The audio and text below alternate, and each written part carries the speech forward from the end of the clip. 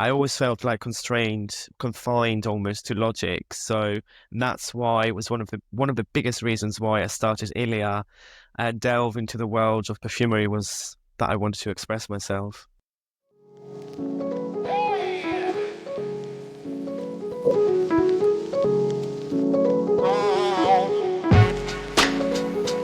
Hi and welcome to How I Became a Perfumer podcast. My name is Tanya Mironova. I'm a career coach dedicated to helping you sniff out the best opportunities and inspiring you to create your own projects. If you're enjoying the podcast and want to support it, please subscribe and leave a review on your favorite listening platform. Thank you. My guest for today's episode is based in the UK. Ilias Kakis is a scientist and creator perfumer of Ilias Perfumes. Ilias, you're welcome. Thank you so much. Thank you for having me. It's a pleasure to be here. Well, I'm also very happy. Well, during our sound check, and our guests, maybe future guests, should know that we do a sound check before recording. Yeah. And during the sound check, I really discovered Ilias' personality even better than, of course, during our conversations, LinkedIn, etc. And I am so loving your spirit, your independent spirit. Thank you very much. Yes, I work as an independent perfumer, so I create fragrances for celebrities, other brands, as well as my own brands. And it's been a fascinating journey, diving deep into the world of fragrance. I mean, it's been a journey that's spanned more than 10 years for me, actually around 12. I'm giving away my age now. But yeah, it's certainly been fascinating and one of a kind for sure. How did you start? I mean, where and, well, maybe why? Oh my goodness. Okay, so I got trained as a fully qualified research scientist. I feel like that was the foundation, but I will explain later on. So I studied human biology before progressing and doing a master's in microbiology and immunology. So from there on, I worked in toxicology and skin cancer. So I already had a predisposition for the scientific part that's required in perfumery. I say required, but it's not really required. I think it really does help, but one doesn't need to have a massive background in chemistry or a degree in chemistry of some sort, to become a perfumer. Although it really, really does help. So I feel like that was like part of the predisposition. Of course, the other one was that I worked for big companies in those 10 odd years, and I had various roles from training to sales to marketing to education. And I always had this like fond memories as a child from the Mediterranean paradise that I grew up in. And I always wanted to sort of like, express myself. And I found out that expressing myself through fragrance was the best way for me to express my inner thoughts, feelings, emotions, and worlds really through the world of fragrance. So back when I thought the world was ending, and let's be honest, the world did end for a few during COVID. I decided to take a leap of faith and launch my own company, even though I've been blending in the shadows at least 6 years in advance. So, and I feel like, because I had this sort of background in chemistry, it really gave me a push and a leverage almost into understanding the world of perfumery. And also, but that didn't guarantee the understanding the art of perfumery, which is completely different to the scientific element. But then I sort of, through vigorous experimentation and lots of rinse and repeat, trial and error, I just perfected my approach in creating bespoke fragrances. And then I just merged those two worlds, the world of science and the world of art. And I started my own company. The storytelling is very good. Thank you. Thank you. Now, what I really wanted to appreciate the way that, in fact, in your head, it seems like these two worlds, they just really merged. Oh, yeah. Oh, yeah, yeah. And I always feel like, a perfumer is more like a fragrance chemist. So it's where like science and basically art meet. And if you think about, if you're looking at the horizon and you see a blue sky and a blue sea, where the blue sky meets the sea, that's perfumery for me. So sky is science and the sea is art. Yeah, still returning to the Mediterranean paradise you mentioned. Yeah. I was in fact curious, have you been born in the UK or not? Because your English is perfect. Oh, I thank you. was sure you have been living there all your life. Yeah, I grew up in the island of the Sun, also known as Island of Rhodes, and I did go to an American school as well, and I think that's why, I suppose my Hmm. English is good. It is, it is. But yeah, so that is the island that's sort of like where I decided that my dreams were bigger, I suppose, than the island itself. And I ventured into the world to make one of my dreams, well, the biggest dreams at the time come true, which was to become a scientist. And then I realized that science was no longer a path for me because I kept, I felt trapped almost in a box of logic. Like, yes, as a researcher, you have to have a degree of creativity.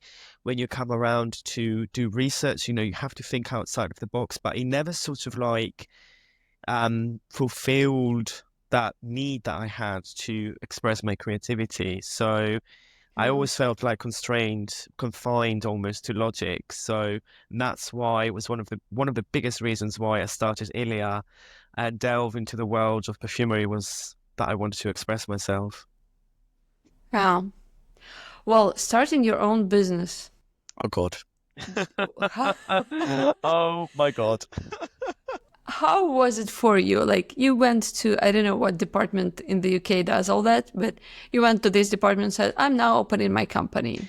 Yes, so there is a sort of legal body called the Companies House, and actually it's fairly easy to start a business in the UK. But well, when I say business, I mean a limited company.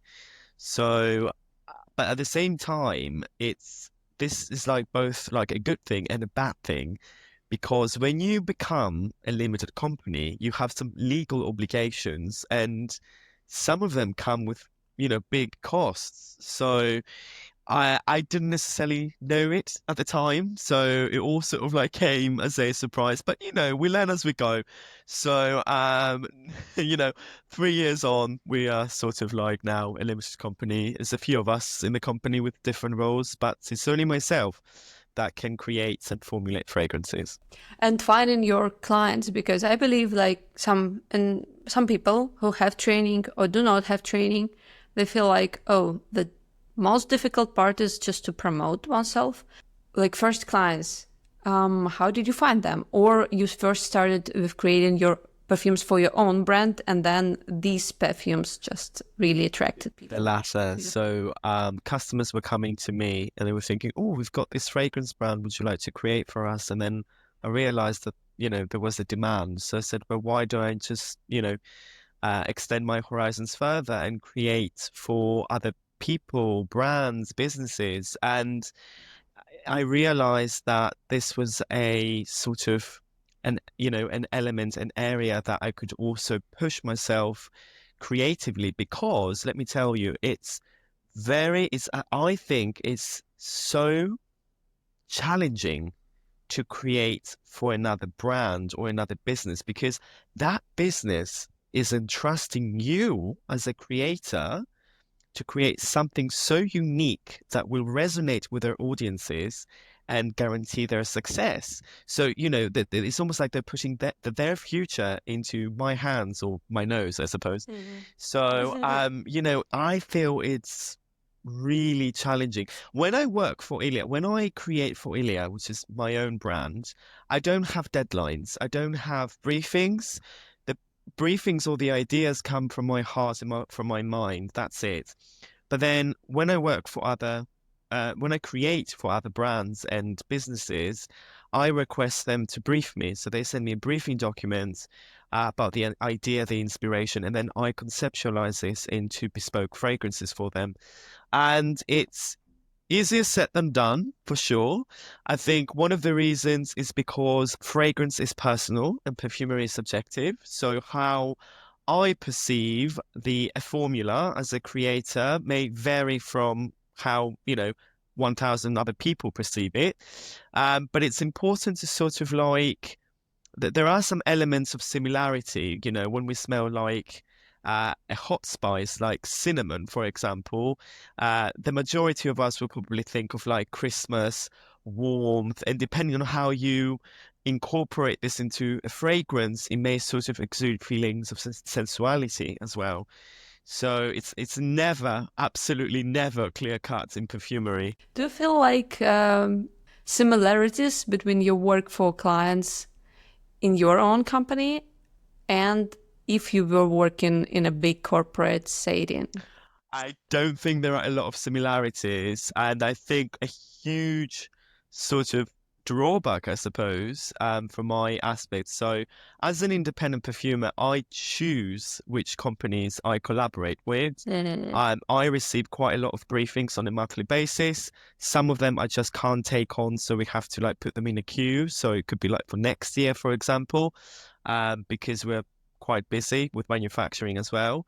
Others I just have to turn down because, well, there are several reasons which I'm not going to go into. But the main thing is that as an independent perfumer, I have the option of choosing which company, which brand, which business, which celebrity I am partnering with. And if I feel that my image and my reputation is not really aligned with that brand and, their ethos, it could be a massive brand. I mean, I've turned down a couple of big brands because I thought what you are standing for and what you're sort of promoting is not really aligned with who I am as a person, as a creator. So, and I know it Mm. sounds quite self-centered almost and selfish, but one has to be very careful when working as an independent because at the end of the day, it's your image and it's your reputation.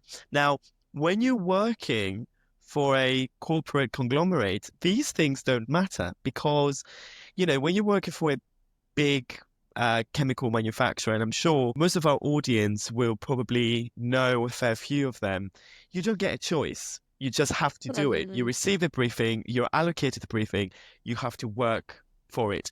And also, the way that the perfumers there work, it's completely, totally different to the work that I do. So, that there are some sorts of important things to consider whether you want to go down the corporate pathway or the independent pathway. The latter, so the independent pathway, I absolutely guarantee you is 10 times more difficult. So, Mm. but then again, there are some important elements that I think really do make a difference, at least for myself. So, but yes, I wouldn't sell my independence for anything as of yet. But I do think working as an independent perfumer for me is the best way because I get to collaborate with the brands and the individuals that I want. And the majority, in all of the cases, really, we're just like aligned in every like aspect of the creation. We both feel the energy is there. I have the inspiration to create. They love the creations, so everything is there. So it's almost like an energetic match. And yes, it does take a lot to have the courage and the strength to step up and say, yes, I work as an independent perfumer. I can create for your business. I can make your business successful. I can make you a millionaire effectively. We don't get paid a lot. I mean, it's the brands that make the most money and the businesses that I create for. But yeah, I just basically make people rich. The last part sounds perfect. Thank you. But you look to me, as a person who do love to be challenged. Yes, I mean, I do, well, to an extent, at least in perfumery. So, I love for my creative boundaries to be pushed. I mean, I had some, and I can share this with you actually. I had some briefings, for example. One of it was to create a scent, which was basically inspired by baby feet, human baby feet. Mm. That Mm. milky, Sweet. powdery, subtly sweet smell. So. And it worked. It really worked. And then when I came about, because I also offer advice on marketing, how to market the scents, because I've had quite extensive experience while doing it for the massive brands and then for my own brand in the end. I said to them, okay, so how are we going to market this actually?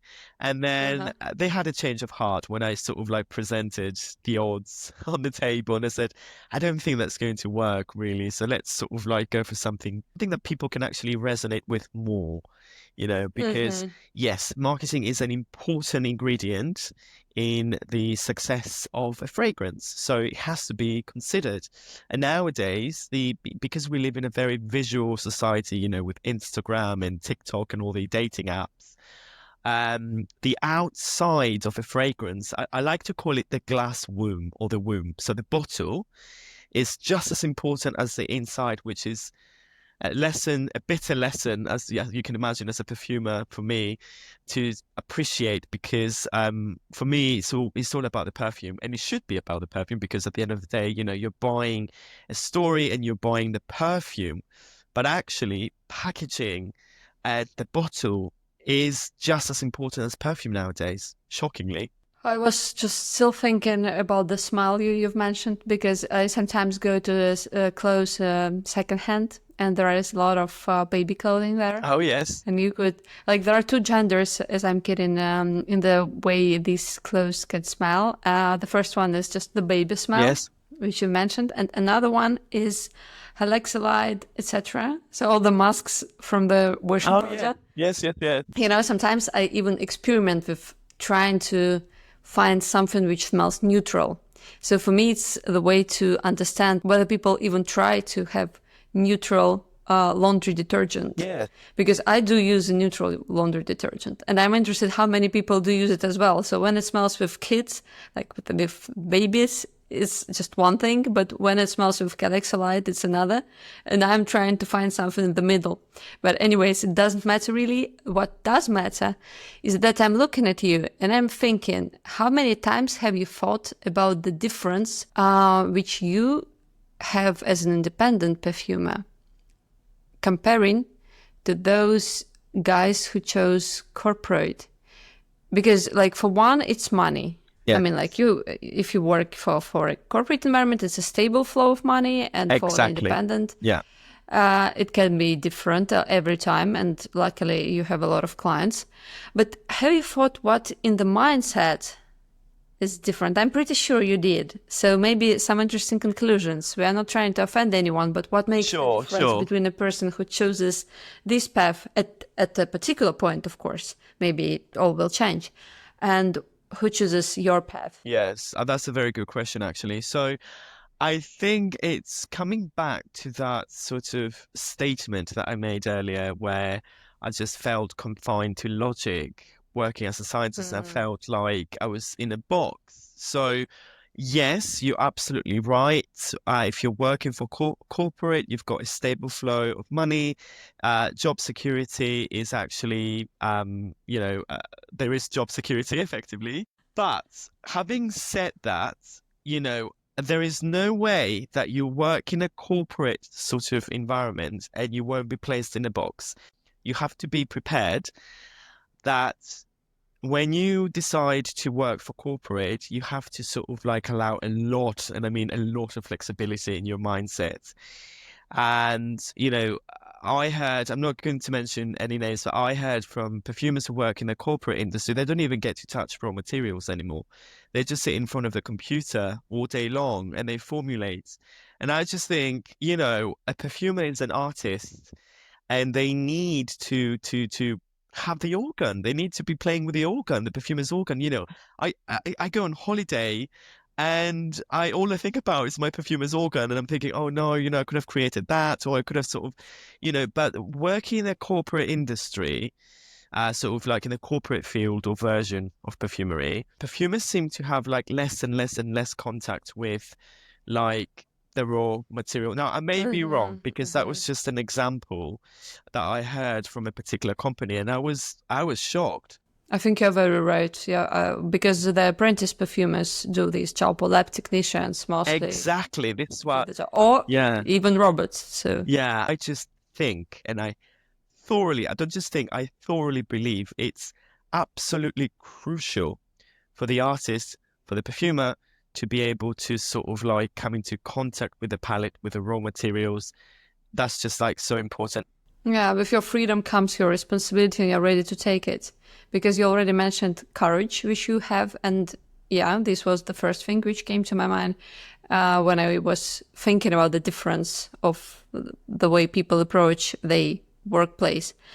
But another thing which you are saying is that freedom is basically one of your values. Yes, absolutely. I have to be, and I discovered this through working as an independent perfumer. I think that is the only pathway for me. And don't get me wrong, I have been actually, well, twice I've been almost pinched by the corporate sector, and I have to say, the offers were quite lucrative, shall we say, Hmm. but I value my freedom the most because I want to have a creative mind that's unbiased. Because when you're working for those conglomerates, and again, I'm not just, I don't have anything. I don't oppose the corporate sort of sector perfumery in any way. I'm just trying to highlight the differences between working as an independent perfumer and a perfumer working for the corporate world.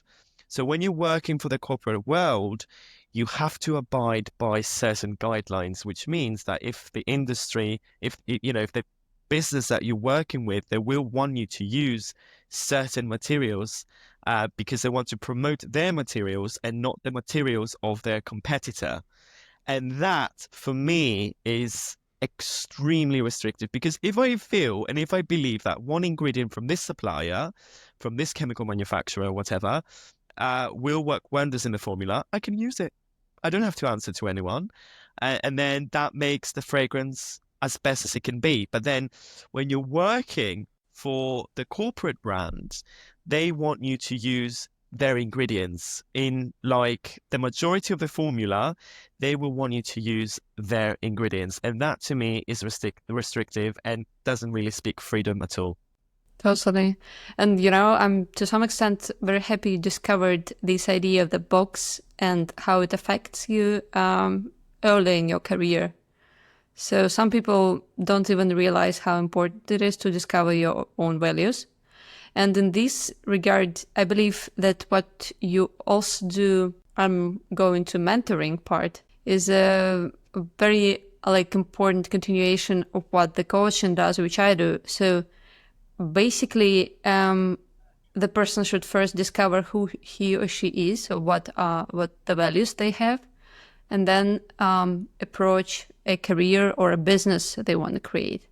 So I do know that you have students who you mentor. If you want to talk a little bit about it. Of course. I mean, this is probably one of the most exciting aspects in perfumery because in my pathway, I suppose, in my path of becoming an independent perfumer, I would say 85% of the work has been self-directed. So it's self-directed learning, experimentation, and that's something that I was already really good at because I was working as a scientist, and I was doing experiments on a daily basis. And with fragrance, I think one of the most important things is having a good memory. That is what makes a Hmm. good perfumer. Well, one of the ingredients actually that makes a good perfumer. It's not the only one. So, and I feel like working as an independent perfumer and having students is like it's amazing because I get to pass on, the knowledge, the passion, Hmm. the energy. Hmm. And some of my students have gone off and started their own businesses, which is incredible to see. It's incredibly rewarding. And they've created fragrances that really have actually been successful and they can live off them. So I feel like that's one of the most rewarding um, things in my career. And I mean, I might have, already got a predisposition because I was teaching at universities and I love teaching and training. But I'm so excited to see them thriving in the sector. Some of my other students just do it for fun, just purely because they're interested in the world of perfumery. They want to learn how to create their own perfumes. They're not looking to sort of sell to anyone or start their own business. They're just Mm. interested in having a hobby. So, and it's something that's actually quite rare because I feel like it's quite hard to come across an independent perfumer who is willing to teach you or has the time to teach you. I mean, sadly, some of the times my students have to wait 2 or 3 months before I can say, look, I've got some time, we can do a masterclass. And, because there's so much going on at the same time. But I thoroughly enjoy the lessons and I see people, thriving from them from lesson to lesson and learning new things. And they're thinking, oh my God, I didn't know. And yes, I think that is because as well, the fragrance world is so secretive. That could be a good and a bad thing at the same time, actually. But unless you know an insider to introduce you to some of those secrets, you will never know.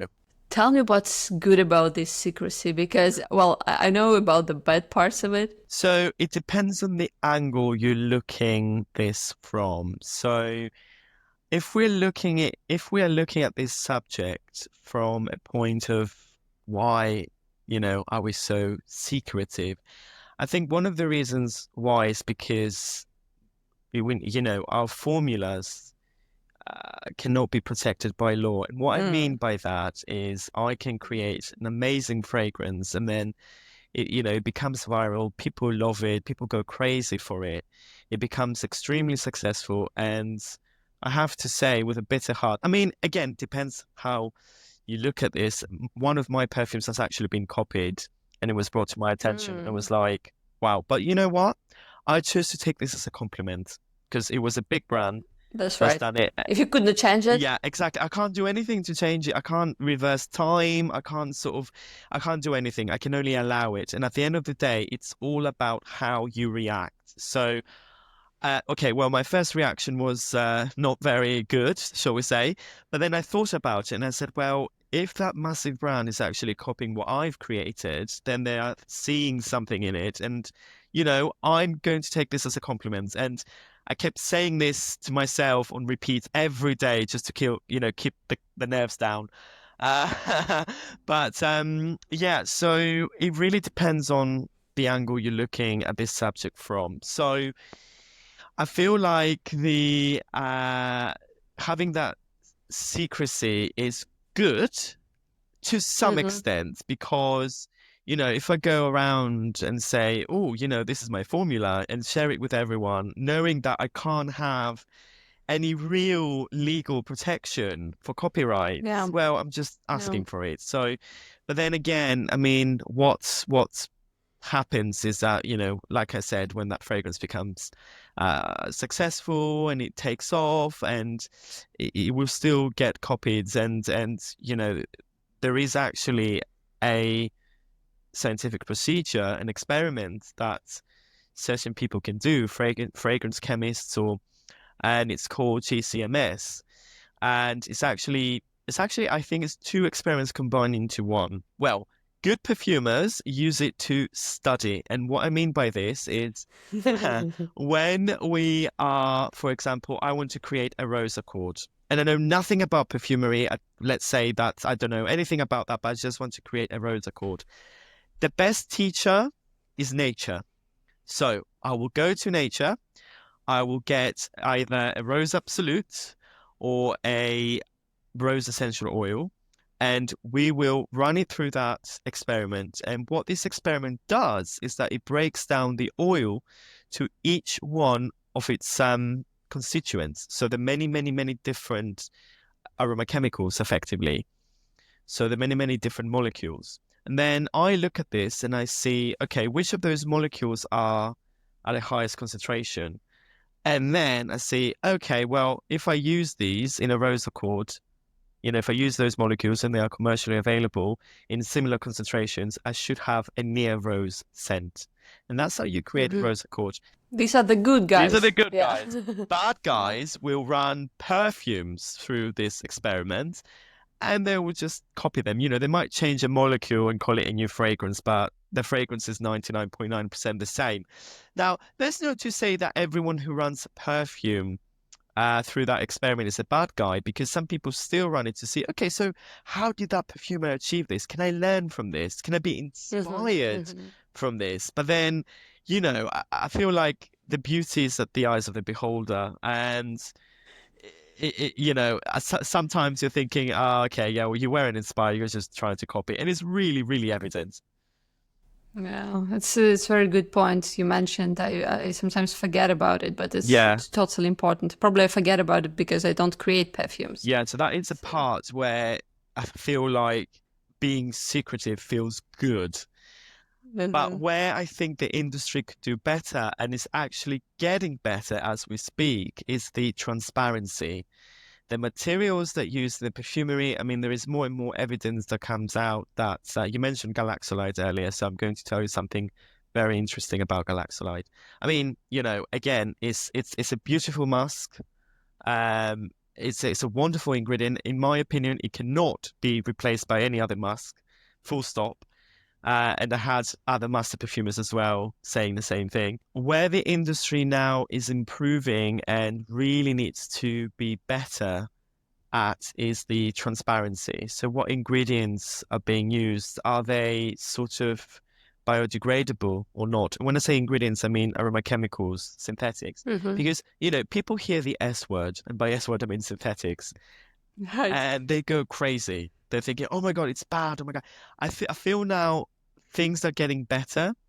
But if you think about it, if you think about naturals for a second, so two reasons, two sorts of important points. The first one being that think about all the work that's gone into harvesting the flowers, the pesticides probably that were used to grow the flowers or the trees, the machines that were used to harvest. I mean, maybe not in the case of jasmine, because the majority of jasmine is hand-picked, but other sort of materials, raw materials that we use, all the tractors, so all the petrol that was burned, to harvest those naturals. And this happens on a yearly basis. And then think about all the equipment that was used to extract the oils, the packaging, etc. And then compare that to synthesizing a molecule in the lab. you know, Synthesizing a molecule in the lab is actually more environmentally friendly, or it can be more environmentally friendly than sort of harvesting the natural. So I feel like this is something that needs to become a lot more transparent. Synthetic ingredients are not bad, and in most cases, A, they're safer to use in perfumes, and B, they are sort of much more, I would say, environmentally friendly, are produced in the majority of cases. Speaking about galaxolide, and this was something that sort of completely, absolutely shocked me, and it was a puzzle. And like I said, I have nothing against this musk. I absolutely love it, as I do with all of my musks. But I have a friend in Switzerland who's a Swiss chemist, and he recently bought uh, some raw ambergris from southern France, and he prepared his own tincture. I mean, pretty much like myself, he's delved into the world of fragrance, so he creates his own tinctures and fragrances. But I think purely for fun, though. And he prepared this ambergris tincture. And remember that experiment that I told you earlier, the GCMS? So Yeah. he ran that tincture the through that experiment. So of course he broke down the ambergris to its constituents, the molecules that make up the ambergris scent, which, at 100% concentration is not near pleasant. It smells of like death, fish scales, and rot, and some aquatic notes. It's not particularly pleasant. The magic happens when the perfumer uses it at a particular concentration. So my friend discovered the presence of diethyl phthalate, which of course is a phthalate ester and is very closely associated with plastic. And I was thinking, I asked him and I said, did you do the tincture in plastic tubes? And he had a go at me because, and quite frankly so, because he said, Ilias, what are you talking about? I've been a chemist for 25 years. Of Yeah, course I yeah, did yeah, it in yeah. We glass. don't do that Yeah. So, type of and I mistakes. was like, oh no, I'm just checking because things happen. And he said, no, I did it in glass. And I was just, kept thinking and thinking and thinking all over again. Why is diethyl phthalate present in ambergris? Now, and this is where the biology part comes in handy, as a biologist. So I was thinking, okay, where does the ambergris come from? So for our audience, ambergris is one of the most, if not the most, expensive raw material that we can use in perfumery. It is the whale regurgitate. And basically, what I mean by that is that a particular species of whale, so through their diet, they solely, almost exclusively feed on squid. But the bits, of the squids during, when they're eating, get stuck in their throat. So the whale produces this sort of phlegm that lubricates the throat and helps the whale to get rid of all the sort of bony, they're not really bony bits because squids don't have bones, they have a pseudoskeleton. But yeah, these sort of like um, things out of their throat. And, it helps them keep the throat clear of them. Of course, the ambergris then floats up towards the surface of the sea and it needs to dry up before we can use it. We can't use, the liquid phlegm in Mm. perfumery. So it can smell very disgusting. But as I said earlier, it's just, I think the beauty is in knowledge. It's in the secrecy of knowing how to use ambergris in perfumes. But if you think about this cycle, so we're not harming the whale in any way possible. We're just simply collecting its vomit almost. So Right. vomit is not the right word, regurgitate. So, and we use that in perfumes after preparing a tincture. So the presence of diethyl phthalate, if you think about the cycle of ambergris, the presence of diethyl phthalate would suggest that the poor whale must have had so much plastic in its belly. It's crazy. If you think about it, it's shocking. It's absolutely disgusting if you want my honest opinion, because we're harming the environment here. Like, and it's clearly evident, and that was the explanation that we both given, because, whales are really big, massive animals, and they Hmm. consume really large quantities of food and water. And, they can't distinguish between the plastic in our oceans and their food. And of course, when they eat the plastic, their system can't digest it. It's impossible. So it stays in their system. And that is why my friend, where the Swiss chemist, when he did that analysis, he found the presence of diethyl phthalate in ambergris. And I was just thinking, this is just atrocious. It But then, of is. course, this just basically, gives birth to other important things to consider. Should we still keep using natural ambergris in perfumes, knowing that it's not phthalate free? So there are people out there who have allergies to phthalates, and phthalates are not good for you, full stop. But should we still keep using natural ambergris in perfumery? That's a massive question mark. I mean, it was a massive eye opener for me, for sure. I just feel that it's very important to raise these topics, but I feel also very important that people like you, very knowledgeable, do that. As a creator, you have the responsibility of knowing what goes in your creations. You have to be aware, but sometimes things like these just creep in the way, and we're thinking, oh my God, what's happening? Another paper that I came across was published from the Chinese government, stating that their waterways were polluted by a particular musk. And that really got my attention because, if the waterways are polluted, the oceans will be polluted because that's where the water ends up in. So, and this particular musk belongs to a family of masks called the polycyclic masks, and they are almost entirely not biodegradable. So they will linger in the environment for more than 100 years in most cases. So, if you imagine the accumulation of those masks over a century, that's going to be crazy, and It is. I think that's something where the industry needs to be a lot more transparent, and secrecy doesn't help for sure. And my last question before the Blitz section is about your own brand. I just want to ask about your plans. I mean, any particular? Yes, so there is many exciting things for Ilia in the horizon. I should mention that a lot of people, that they say, "Well, where did you get the name from?" They sort of speculate that I named my brand and my company, from my name almost. That would be the top presumption or assumption, I suppose.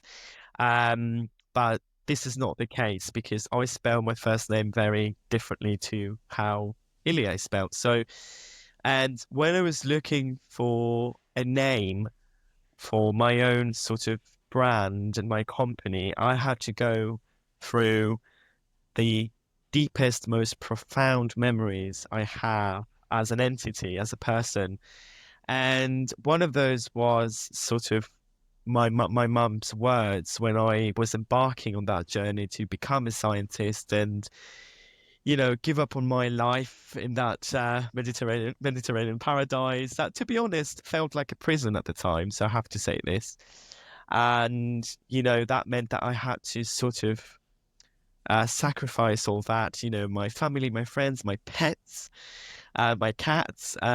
So to pursue my dreams and make them a reality. And it was my mum's words that resonated deeply inside me. So, she said that I know things are probably going to get hard because, you will be on your own, but just remember, I love you always. And this is what Ilya stands for, ILYA. So that's the difference. And I'm not going to get too emotional today. But yeah, this is why it's so, so, so, so special to me because, and this is exactly when I create a fragrance for Ilya, it will be inspired from something that's quite personal. And the stories are there, the hints are there, but it's always worth having a chat with a creator to just find that little extra because yeah, people can see Ilias and Ilya, but they may not necessarily know how the name came to be. Totally.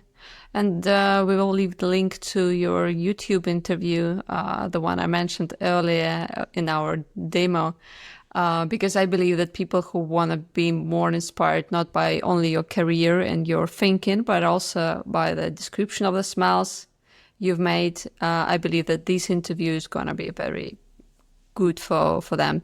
It's a great introduction to what you do for your brand. Absolutely. And, it gives them a chance to sort of gain an understanding of the fragrance, the olfactive territories, as well as the emotions and the memories that inspired me to create these particular fragrances. And I've designed them in the best way possible to also induce similar emotions. So, for example, with Heaven's Tides, one of my key memories sort of that inspired this creation was basking under the Mediterranean sun on a luxury yacht in the middle of nowhere, so on the sea. So, and you expect this fragrance to be quite fresh, quite aquatic. You will know when you smell it. Well, I'm intrigued. I feel like I need to go to get a sample set at least. Ilias, many thanks for the interview, for your knowledge. I feel like we covered so many different topics, and I'm very thankful for your honesty about some of them. I have a few please questions for you. Number one, favorite city for fragrance inspiration? Oh, I can't say this because that's going to be my next launch, but I'm going to say my second favorite. My second favorite. Okay, second favorite city would be Paris. Okay, good. Fair enough. Your secret ingredient for a signature scent? Passion. passion. Super. I like it. A person you would love to create a perfume for. Billie Eilish.